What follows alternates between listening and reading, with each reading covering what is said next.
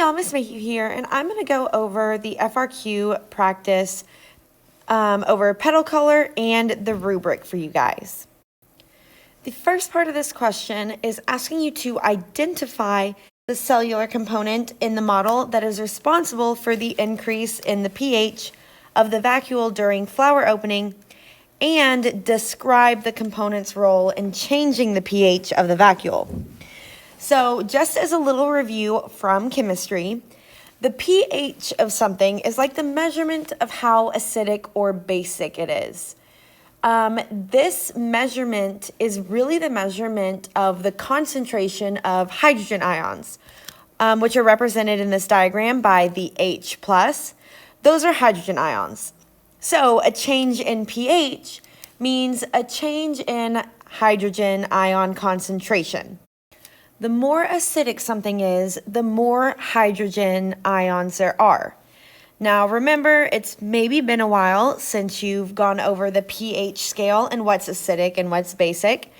The lower the number, the more acidic it is. So things below 7, which is what we consider to be neutral, like water. Water is at a pH of 7. Anything below that is more acidic and has a higher hydrogen concentration than water does. Anything above that has a lower hydrogen concentration, is more basic.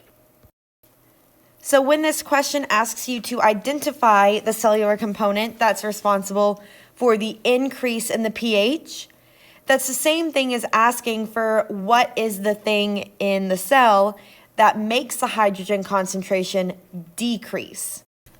Looking at my diagram, I see that there are two different things that move hydrogens across the vacuole's membrane. That is the proton pump and the potassium hydrogen transport protein.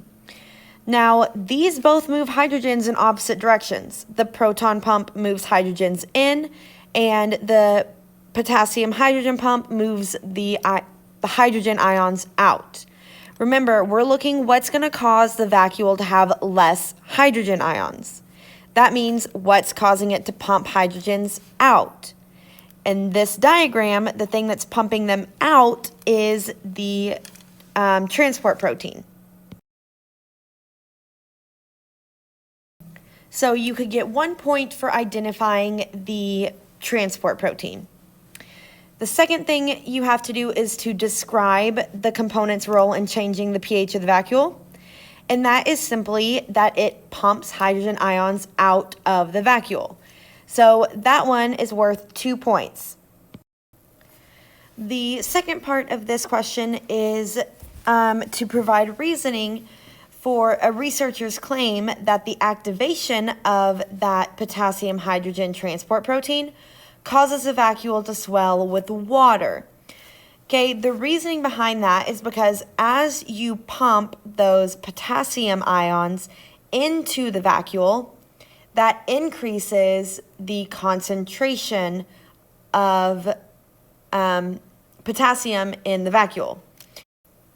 Now, the reason this increase in concentration is important is because as those solutes move into the vacuole, that makes the vacuole hypertonic to the surrounding material.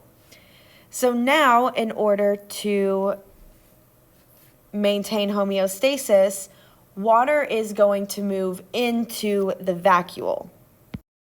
Now, this part B is worth 1 point.